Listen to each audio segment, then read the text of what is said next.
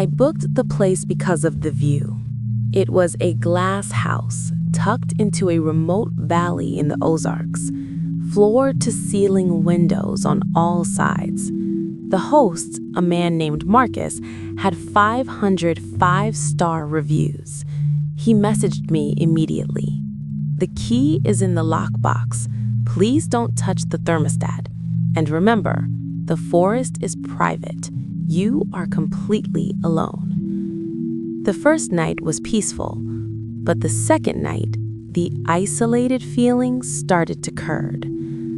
Living in a glass house at night is like being on a stage. You can't see into the dark woods, but anything in those woods can see you perfectly. I was brushing my teeth when I noticed it. A small black circle in the corner of the bathroom mirror. I touched it. It wasn't a smudge. It was a hole. I looked closer and realized it wasn't a mirror at all. It was two-way glass. My heart dropped.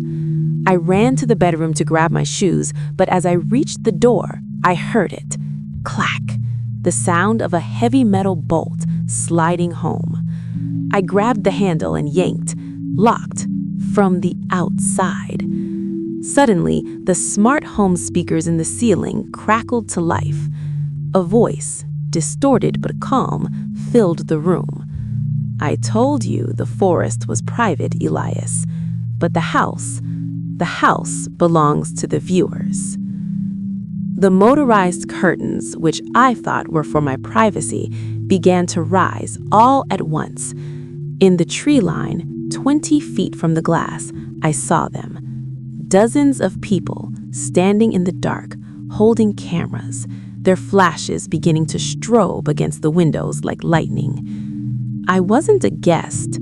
I was the content. I found a handwritten note under the pillow of my rental that said, "Don't look under the floorboards in the closet." I should have listened. It was a vintage charm Airbnb in Savannah. The floors creaked, the air smelled like lavender and old paper, and the host lived in the carriage house out back. On the third night, I couldn't sleep. The house made a rhythmic sound, a soft, wet thump-thump that seemed to move through the walls. I remembered the note I'd found earlier. It was tucked into the pillowcase, written in frantic, shaky cursive. "Don't look under the floorboards in the closet." I figured it was a prank from a previous guest, but by 3 a.m., the thumping was right behind my headboard. I grabbed a heavy flashlight and went to the master closet. I pushed aside my hanging clothes. There, in the corner, one floorboard was slightly raised. I pried it up. It didn't lead to a basement.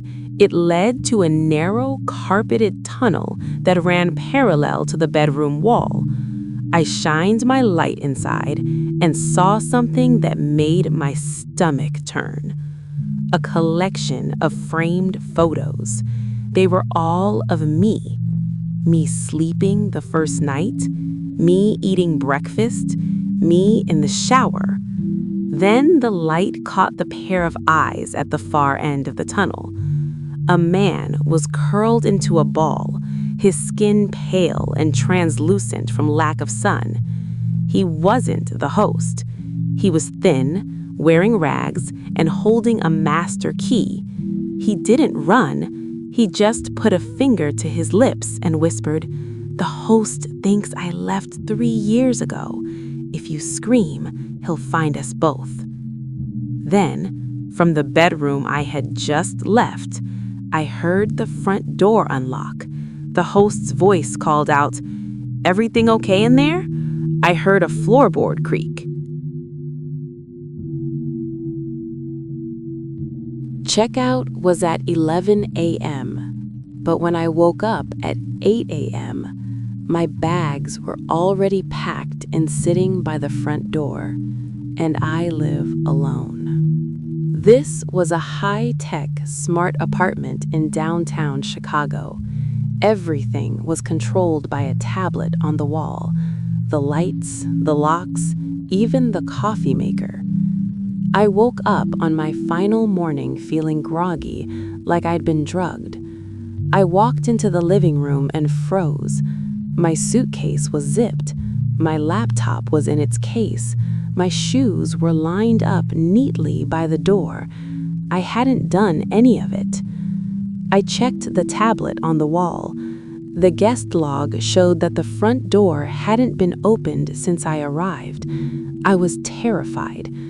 I went to the help section of the app to message the host, but the screen was frozen on a live video feed. It was a camera view of the bedroom I had just walked out of. In the video, I saw myself sleeping, but then I saw the mattress move. The smart bed had a massive storage drawer underneath. The drawer slid open, and a woman crawled out. She was dressed in my clothes, the ones I'd worn the day before. In the video, she spent an hour meticulously packing my bags, sniffing my clothes before folding them. She even brushed my hair while I was unconscious. I looked at the timestamp on the video. It was from 10 minutes ago. I spun around to look at the bed, but the bedroom door slammed shut and locked. The tablet on the wall chimed. A new notification appeared. Checkout initiated. Thank you for the new identity. I heard the window in the bedroom shatter and the fire escape clatter.